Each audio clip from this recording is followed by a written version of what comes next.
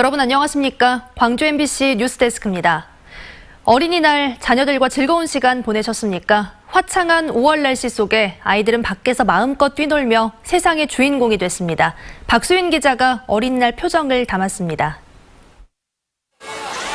패밀리랜드의 아이들의 함성이 메아리 칩니다. 싱싱보트를 타고 물 위를 미끄러지듯이 내려오기도 하고 우주선 놀이기구를 타도 푸른 창공으로 날아오르는 기분도 만끽합니다. 무엇보다 엄마 아빠와 함께해서 그 어느 때보다 즐겁습니다. 어린이날에 엄마 아빠랑 나와서 기분이 진짜 좋아요. 나무 그늘 아래서는 상상력의 세계가 펼쳐집니다. 기린과 곰돌이, 별과 우주. 평소 그리고 싶었던 소재를 흰 종이 위에 펼쳐내고 내 미래 모습도 담아봅니다. 컴퓨터 프로그래머가 된 나의 모습을 그렸어요. 어린이날을 맞아 박물관 앞은 놀이 공간으로 탈바꿈했습니다.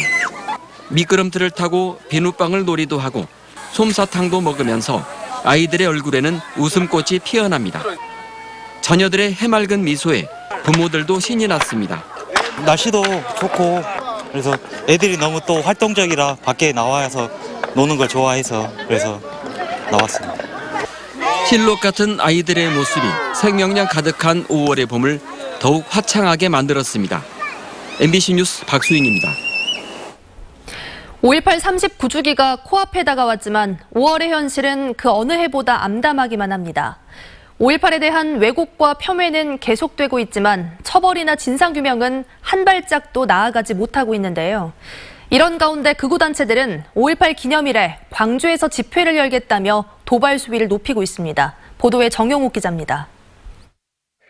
장외투쟁을 위해 광주를 찾은 자유한국당 황교안 대표가 거센 항의를 받은 건 그동안 5.18에 대해 무관심과 회피로 일관했기 때문입니다.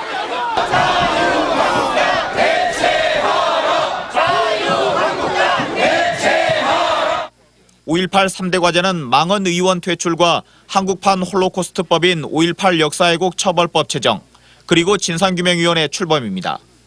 공교롭게도 모두 국회와 관련이 있습니다. 지난 2월 국회에서 5.18 망언이 나온 직후 민주당을 비롯한 여야 사당은 당장 5.18 역사 바로 세우기에 나설 듯했습니다. 중대한 역사 왜곡 행위를 처벌하는 법률 제정도 당론으로 추진하겠습니다. 하지만 지금까지 달라진 건 없습니다. 그동안 자유한국당의 노골적인 거부와 민주당의 미지근한 대응 속에 법안 처리나 진상규명위원회 구성은 지지부진했고 자유한국당은 되려 5.18 망언 3인방 가운데 김진태, 김순례 두 의원에게 면죄부를 줬습니다. 여야 사당은 5.18 39주기 이전에 역사왜곡 처벌법 처리를 합의했지만 패스트트랙 정국 속에 통과는 불투명합니다. 같이 함께해서 빨리 특별법을 개정을 하고 저 5.18 때 좀 와서 참배를 가벼운 마음으로 했으면 좋겠다. 이런 가운데 5.18에 대한 능멸은 도를 넘고 있습니다. 5.18 왜곡의 나팔수 역할을 해온 극우단체들은 39주기를 즈음해 5.18의 심장인 금남로와 5.18 묘지에서 집회를 열겠다고 나섰습니다. 소위 태극기 부대의 광주에서의 지금 이 5.18 관련 집회라는 것은 5.18을 능멸하고 우롱하는 이런 행태로밖에 볼 수 없는 거고 자유한국당을 비롯한 여야 지도부는 5.18 39주기 기념식 참석을 예고하고 있습니다. 역사왜곡을 처벌하고 진상조사위원회를 출범시키라는 국민들의 명령에 빈손으로 답한 정치인들이 5월 영령들을 어떤 낯으로 대할지 궁금합니다. MBC 뉴스 정용욱입니다. 오늘 아침 7시쯤 광주시 광산구 삼도동의 한 비닐하우스 창고에서 불이 나 보관돼 있던 농기계와 200제곱미터 크기 하우스를 모두 태우고 15분 만에 꺼졌습니다. 이 불로 인명피해는 없었지만 소방서 추산 1,900여만 원의 재산 피해가 났습니다. 소방당국은 비닐하우스 주인 등을 상대로 정확한 화재 원인을 조사하고 있습니다.